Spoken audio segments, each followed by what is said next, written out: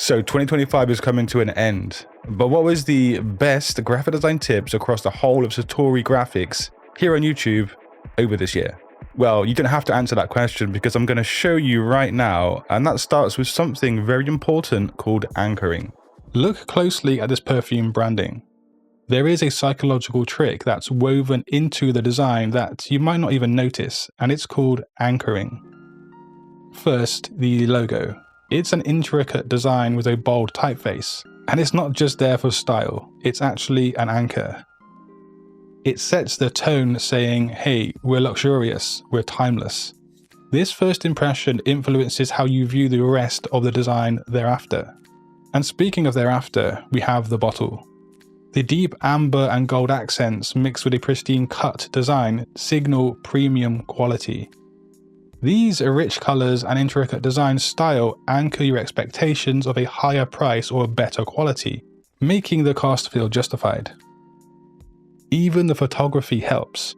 The softly blurred background allows for the product and the logo to be anchored even more so. And psychologically speaking, anchors work by creating an initial reference point that influences your subsequent judgments, whether it's about value or exclusivity. And as a designer, you can use anchors like logos, colors, or settings to guide how your audience perceives your product or your design.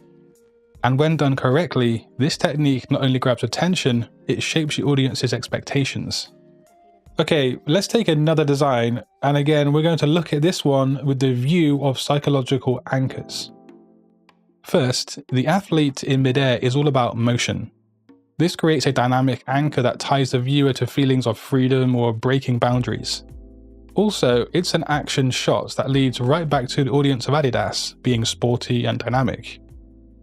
The modern urban backdrop features glass and steel architecture, and this anchors the viewer to the idea of innovation and progress. This somewhat sleek, futuristic setting complements the branding and reinforces a forward-thinking, modern identity. So you can see that the main anchor, or the first thing you see or notice, can be conscious or subconscious for the viewer, but it does set the stage and influences everything else from there, from the first impression.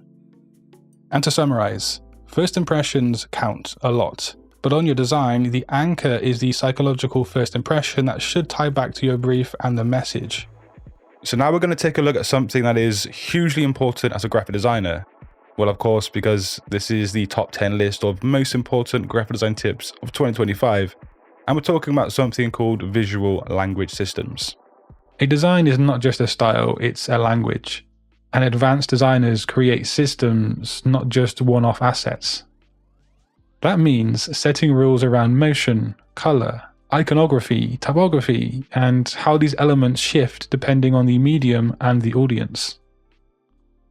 And your pro tip here is to take your brand or your client's visuals, so the logo, colors, type, maybe a few icons, and try applying them to 3 very different formats. Maybe a social media post, a slide in a pitch deck, and then a product mock-up, for example. If it still looks and feels the same brand across all 3, your visual system is doing a great job. If it falls apart and looks inconsistent, it's not a system, it's just a style. Having graphic design skills is one thing, but the next tip actually takes a look at how to make more money with those skills. The next thing that you need to learn is a master hack when it comes to being a profitable graphic designer. And I know what most people are going to be thinking here. I'm a designer, I just design.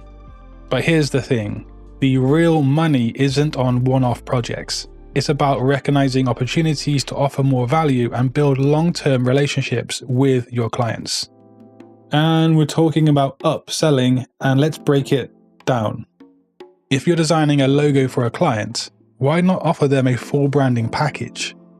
If they need a website, why not throw in social media graphics as well? And I'm referring mainly to upselling after you've already proven your skills and your reliability to the client.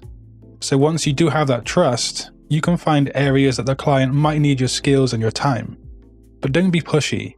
Simply point out to them where you can help their business grow after you have already proven yourself. And when you start recognizing these opportunities, not only do you increase the value of each client relationship, but you can also create repeat business. Clients come back because you're providing more, and they see you as a go-to for pretty much everything. Okay, we're going to take a look at something called psychological time perception.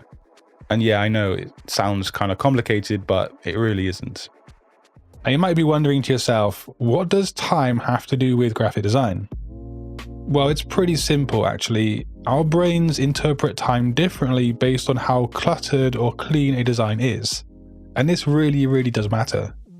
The more simple a design is, the faster it will be to process, the happier the viewer becomes. Now, why is that? Well, because they have a few elements competing for their attention. In UI design specifically, where people are interacting with software or websites, a fast, visual feedback loop makes users feel more satisfied. It's like when you open up an app and everything is clear, clean, and responsive. Your brain processes it in milliseconds, and you feel like the app works quickly, almost effortlessly. Now, this has been studied, and the results show that users feel more comfortable and more happy on these more simple applications. Take a look at this comparison. On the left, a cluttered UI with too many buttons and unorganized elements. It feels overwhelming, like navigating a maze. On the right, a clean, minimal design with only the essentials: clear layouts, prominent CTAs, and readable text. Notice how the right side feels more intuitive. Everything just flows naturally. But here's a quick takeaway for this. As a designer, the cleaner and more organized your layouts are, the faster users will process information. A simple adjustment like this will make your design feel not only more appealing, but faster and more fluid to use. So, be honest with yourself. How organized are you as a graphic designer in your workflows? We don't answer that just yet actually, but watch the next section to actually see how organized you can be. This is one of those things that doesn't show up on Behance, but it builds trust with clients very fast. I'm talking about naming your layers properly, organizing files into clean folders, structuring smart objects, and setting up documents that anyone on a team can understand. I once worked on a campaign that passed through designers, editors, developers, and print vendors. And because I structured the files properly from day one, everyone's job was actually easier thereafter. And that's not just being organized, it's being professional.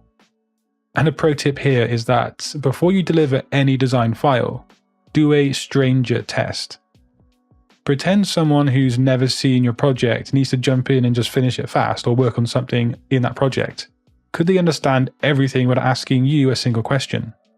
Well, to make that happen or to help that happen, name your layers clearly, group by function, not just appearance, and importantly, add a top folder called README with notes, fonts, color codes, and export instructions. It will take literally 5 extra minutes, but it makes you look like someone who's worked in real teams and real studios. Because pros don't just design, they think about the people after them. I used to waste so much time trying to find the right typeface and the right fonts for my projects. Instinctively, the logic would say to reach for a font manager. And that's when I found Fontbase. It is a fast, free font manager built specifically for designers, and it has completely streamlined my workflow. Whether you have 50 fonts or 50,000, the interface stays clean and smooth, and it runs on Mac, Windows, and Linux. One of my favorite features is the font playground.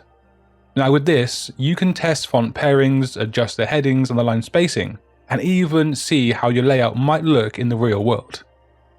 There is also font pinning, which lets you keep one font fixed at the top while you scroll and compare other fonts. And if you work with variable fonts, Fontbase lets you tweak and preview all of those custom settings very easily. And yes, Google Fonts are built right into this thing, so you can activate them with a single click. But if you do go for the paid version, which is called Fontbase Awesome, you will unlock something called Super Search. It is not just a tag system. Fontbase actually analyzes the contrast, the weight, and the proportions of your fonts and shows them on a visual chart. It lets you filter and discover fonts in a way that feels just intuitive and fast.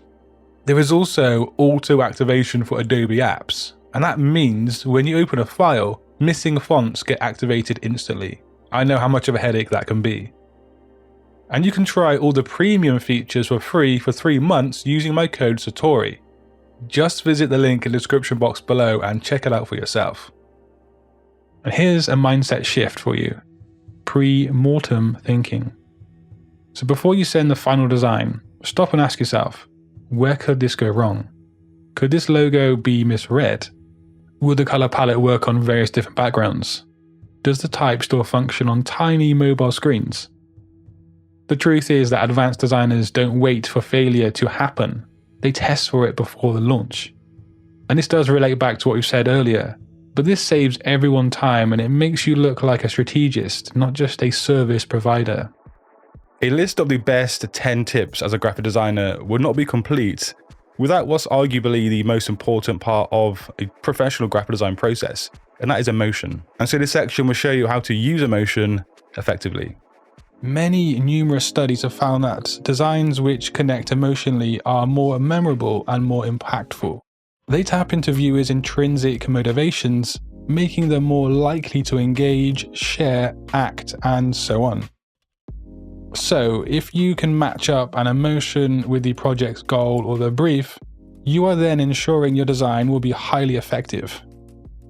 A somewhat sad puppy with pleading eyes, for example, triggers empathy and compassion, and that compels people to take action. Using emotionally charged imagery aligns with the audience's feelings with your message. And so look at this poster here that aims to promote an event around a dog charity. Sure, we have a 2D illustration of a dog and a man, but the faces here will not likely trigger that much of an emotional response in the viewer. So we can use a more realistic image of an actual dog, one with cute pleading eyes, and this will surely appeal to the empathy of a viewer in a greater way. I mean, who can actually say no to this cute little thing here, right? It's simple, yes, but as a designer, you need to consider these small yet highly effective psychological moves on your designs. And here's a bonus tip. Use the mirror neuron effect.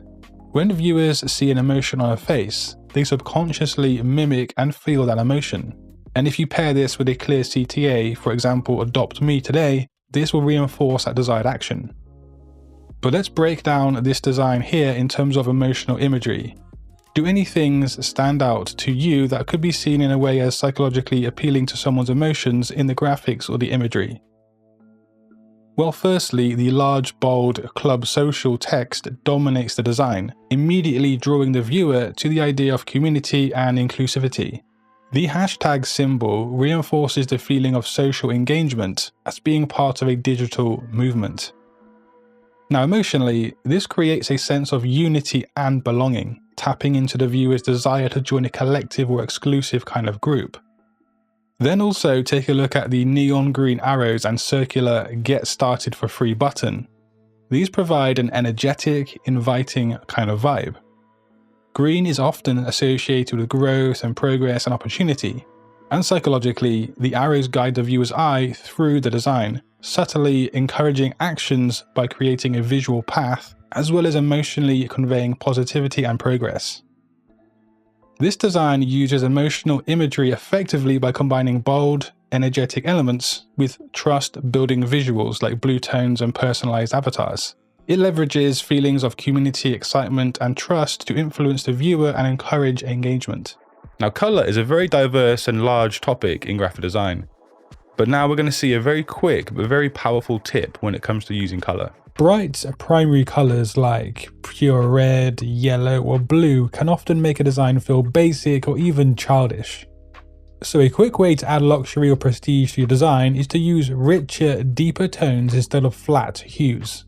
So swap bright green for forest green, pure red for burgundy, or basic blue for a deep navy. These deeper shades add instant sophistication and make your design feel more refined.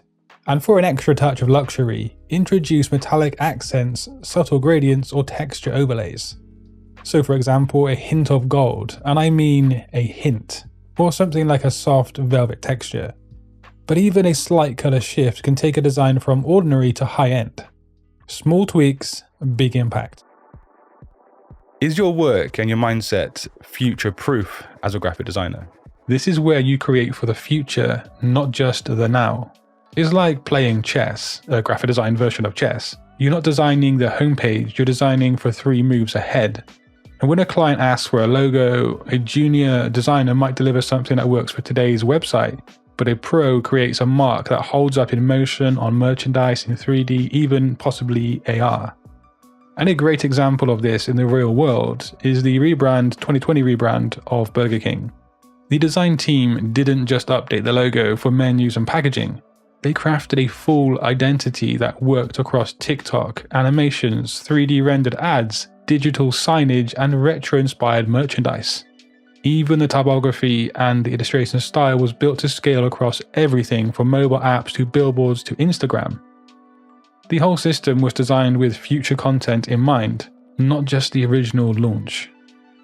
And a pro tip here is that when you're designing something like a logo, ask yourself, can it survive animation? Can it be embroidered? Does it still communicate at the size of a favicon? And if not, it's not ready for the real world, let alone the future. Now, designing is great, but when it comes to persuading clients to buy your designs or approve your designs, yeah, that's a different story. And here's a free tool that helps with that. I'm going to give you a free tool that will help you immensely. #not sponsored. Mastering client communication is one of the most underrated skills for designers in 2025, and one tool that can seriously elevate this is Loom. The free version lets you create quick video messages, so instead of sending long emails or trying to explain concepts in text, you can record your screen, show your design, and walk clients through your process. Not only does this add a personal touch, but it also helps avoid miscommunication. Clients can hear your tone, they can see exactly what you're talking about, and ask questions right there on the spot in real time. This kind of clarity builds trust, it ensures everyone is on the same page, and it can even reduce the number of revisions needed.